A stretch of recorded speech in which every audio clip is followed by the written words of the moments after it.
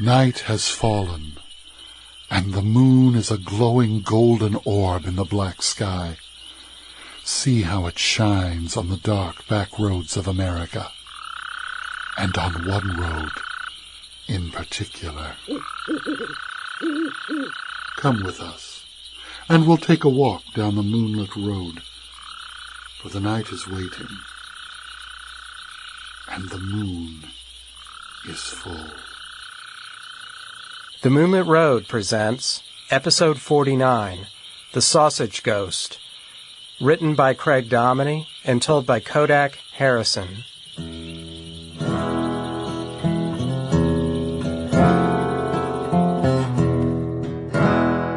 If there's one thing New Orleans is famous for besides jazz and gumbo, it's ghost stories. Why, it's almost a matter of public shame if you own an old building that doesn't have a ghost or two lurking about, and the more gruesome the tale, the better. But this story is one of the most gruesome of them all, and the scary thing is, some folks say it actually happened. Back in the 1800s, a young German couple opened a sausage factory in New Orleans. They were well respected for being hard workers and a very pleasant sort of people. They greet their customers with a smile and call out their names when they walk through the door. Good morning, Mrs. Williams, and such a beautiful day. And a good morning to you too, Harriman. You got any good sausage today? Oh, I got a fresh kind, very... On top of that, they made some of the most delicious pork sausage you ever put in your mouth. But of course, like a lot of other marriages, there was a darkness lurking behind the public smiles and affection. Behind closed doors, the husband was getting a bit tired of his wife. In his eyes, all their hard work had made her old and wrinkled before her time. It wasn't long before he found a young mistress and eventually fell in love with her. And he knew he could never have a life with his new lover as long as his wife was around. So one night after the shop closed, the man crept up behind his wife as she swept the floor, wrapped a cord around her neck, and strangled her. She was a strong woman and put up quite a fight, but her husband was stronger. And as he pulled the cord tighter and tighter around her throat, he could feel her body collapse until she finally fell dead onto the dirty floor. Her husband gazed down at her body and smiled. At last, he thought, I'm free. Now, if you've ever been down in New Orleans, you know it's awful hard to conceal a murder down there because there's so little land space and all the houses are built right up against one another. You become very aware of what your neighbors are up to. But the sausage maker had a gruesome plan. With great effort, he lifted his wife's body off the floor and stuck her head first into the sausage grinder. As the days passed, the man reveled in his happy new life with his mistress, but he continued to keep their relationship a secret so he wouldn't raise any suspicion. Whenever customers walked into his shop and asked where his wife was, he'd say she was ill or she was visiting relatives out of town. Nobody thought twice about it, and life went on as normal. But shameful secrets have a way of creeping up on people eventually.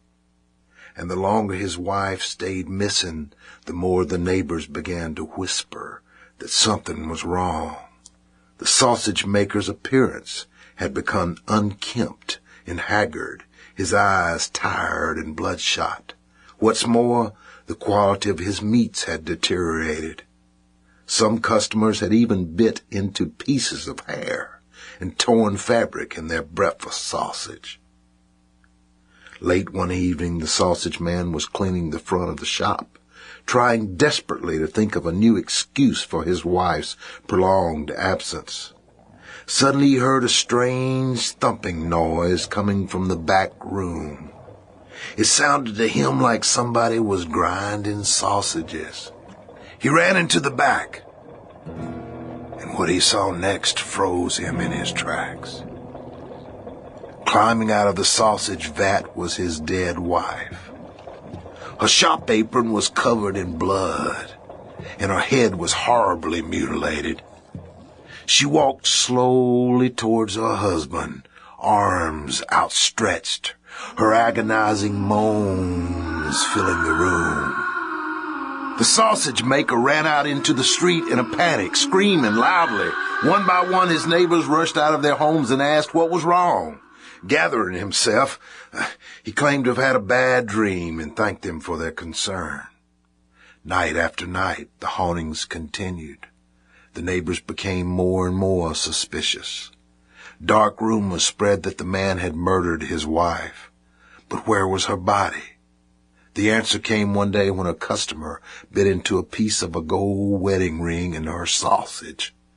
She informed the police who raided the sausage factory that evening.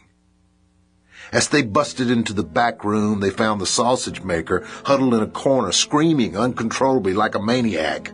He was pointing his shaking finger at the sausage grinder. He cried out that his wife was coming to get him. The police grabbed him and promptly locked him up in the nearest insane asylum.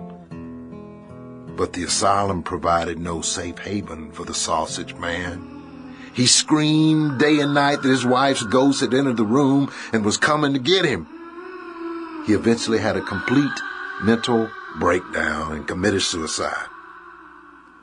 During the time the sausage maker was locked up, the factory was sold to another man who claimed the ghost of the sausage maker's wife continued to haunt the building. But after her husband's suicide, the hauntings stopped, and the ghost was never seen again. Nowadays, you might find a long-time New Orleans resident whose ancestor was one of those unlucky ones who ate that tainted sausage that year. Needless to say, that's one of those deep, dark secrets that's probably best taken to the grave.